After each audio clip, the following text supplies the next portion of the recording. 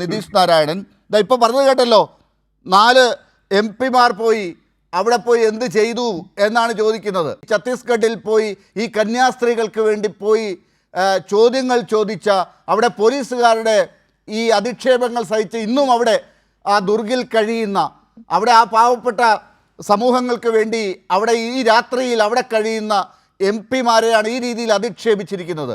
എന്താണ് ഈ രാജ്യത്ത് ഇപ്പോൾ സംഭവിച്ചുകൊണ്ടിരിക്കുന്നത് നിതീഷ്? തീർച്ചയായിട്ടും സംഘപരിവാരത്തിന് പ്രയാസമുണ്ടാകും. മനുഷ്യരുടെ വളരെ ജനുവനായിട്ടുള്ള വിഷയങ്ങളിൽ ഈ നാട്ടിലെ മനുഷ്യരെ ചേർത്ത് നിർത്തുന്ന, മനുഷ്യത്വത്തെ ഉയർത്തിപ്പിടിക്കുന്ന, വർഗീയതക്കെതിരായിട്ട് സമരം ചെയ്യുന്ന ആളുകൾ അണിനിരക്കുമ്പോൾ അതിൽ പ്രകോപിതരാകും സംഘപരിവാരം എന്നുള്ളത് നമ്മൾ എപ്പോഴും കണ്ടിട്ടുള്ള കാര്യമാണ്. അതുകൊണ്ട് ആളുകളെ ജാതിയുടെ പേരിൽ തല്ലിക്കൊല്ലാനാണ് പോയിരുന്നതെങ്കിൽ അദ്ദേഹം ഒരുപക്ഷെ കൈയടിച്ചതിനെ അംഗീകരിച്ചേനെ. അതാണല്ലോ അവരുടെ ചരിത്രം. ഗുജറാത്തിൽ കൂട്ടക്കൊല കേസിൽ, വംശഹത്യാ കേസിൽ, ബലാത്സംഗ കേസിൽ ജയിലിൽ കടന്ന് പുറത്തു വന്ന ആളുകളെ സനാതന ഹിന്ദുക്കൾ എന്ന് വിളിച്ച് മാലയിട്ട് സ്വീകരിച്ച ആളുകളാണ്. അവർ മാലയിട്ട് സ്വീകരിക്കും. ആർക്ക്? ബലാത്സംഗികൾക്ക്, കൊലപാതകികൾക്ക്, വംശഹത്യയെ ആസൂത്രണം ചെയ്ത് നടപ്പിലാക്കുന്ന ആളുകൾക്ക്. മനുഷ്യർ വേദനിക്കുന്നിടങ്ങളിലേക്ക്, മനുഷ്യർ വേട്ടയാടപ്പെടുന്നിടങ്ങളിലേക്ക് ഓടിയെത്തുന്ന മനുഷ്യരെ ഇവർ പുച്ഛിക്കും എന്നറിഞ്ഞുകൊണ്ട് തന്നെയാണ് ഇന്ത്യയിലെ ഇടതുപക്ഷം ഈ വിഷയങ്ങളിൽ ഇടപെടുകയും ചെയ്യുന്നത്. അതുകൊണ്ട് അത്തരമൊരു അംഗീകാരത്തിന് കാത്തു നിന്നിട്ടല്ലല്ലോ, അവരുടെ കയ്യടിക്ക് പ്രതീക്ഷിച്ചു കൊണ്ടല്ലല്ലോ ഇടതുപക്ഷം ഏതെങ്കിലും ഒരു വിഷയത്തിൽ ഇടപെടുന്നത്.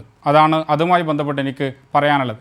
മറ്റൊന്ന്, അദ്ദേഹം പറഞ്ഞൊരു കാര്യം, കേരളത്തിൽ ഒരു ആദിവാസി യുവാവിന് മർദ്ദനമേറ്റ് കൊല്ലപ്പെടുന്നൊരു സാഹചര്യത്തെക്കുറിച്ച് അദ്ദേഹം പറഞ്ഞു. അദ്ദേഹം മനസ്സിലാക്കേണ്ട ഒരു കാര്യം, അങ്ങനെ ഈ നാട്ടിലെ ഭ്രാന്ത് പിടിച്ച ചിലർ, ഒരു കൂട്ടം ആളുകൾ ഇത്തരം ഒരു ഭ്രാന്ത് ഈ നാട്ടിൽ നടപ്പിലാക്കിയപ്പോൾ അതിൻ്റെ കൂടെയല്ല ഈ നാട് നിന്നത്.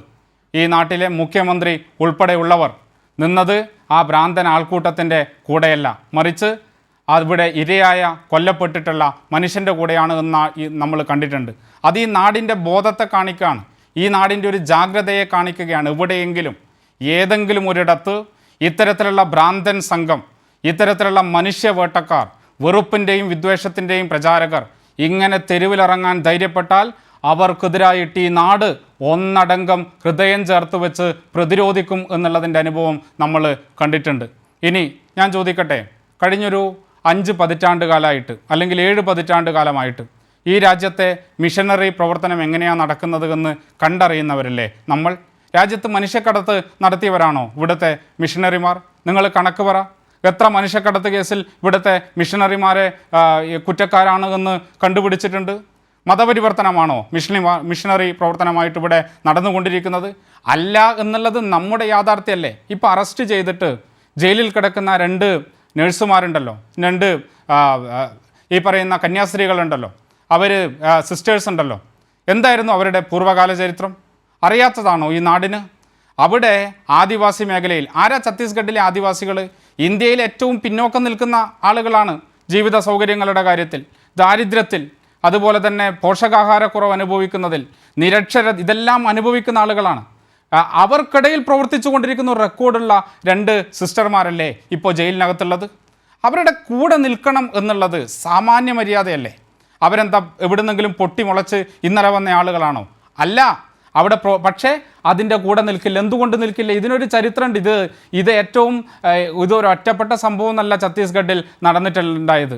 ഡോക്ടർ റാൽ ഒരുപക്ഷെ ശ്രദ്ധിച്ചിട്ടുണ്ടാവും. ചൈതി ബായി എന്ന് പറയുന്ന ഒരു ആദിവാസി സ്ത്രീ ഉണ്ടായിരുന്നു. ഒരു ദളിത് ക്രിസ്ത്യൻ ആദിവാസി സ്ത്രീയാണ് ഈ ചൈതി ബായി. ചൈതി ബായിയുടെ ശവക്കുഴി തോണ്ടി പുറത്തെടുത്ത, ഇവിടെ ഭോജ്രാജ് നാഗ് എന്ന് പറയുന്ന BJP MLA കൂടി സാന്നിധ്യത്തിൽ ശവക്കുഴി തോണ്ടി പുറത്തെടുത്ത അനുഭവം ഉണ്ടായിട്ടുണ്ട്.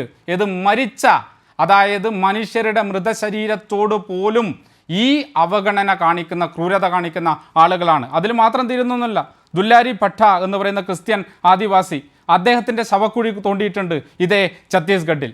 സുഭാഷ് ബാഘേൽ എന്ന് പറയുന്നൊരു ക്രൈസ്തവ പുരോഹിതനുണ്ടായിരുന്നു. അദ്ദേഹം മരിച്ചപ്പോൾ അദ്ദേഹത്തിൻ്റെ അദ്ദേഹത്തിൻ്റെ ഗ്രാമത്തിൽ അടക്കം ചെയ്യാൻ വേണ്ടിയിട്ട് അനുവദിക്കാതിരുന്ന ആൾ. ഇങ്ങനെ എത്രയോ ഉദാഹരണങ്ങൾ ഛത്തീസ്ഗഡിൽ മാത്രം നമുക്ക് കാണാൻ വേണ്ടി പറ്റും.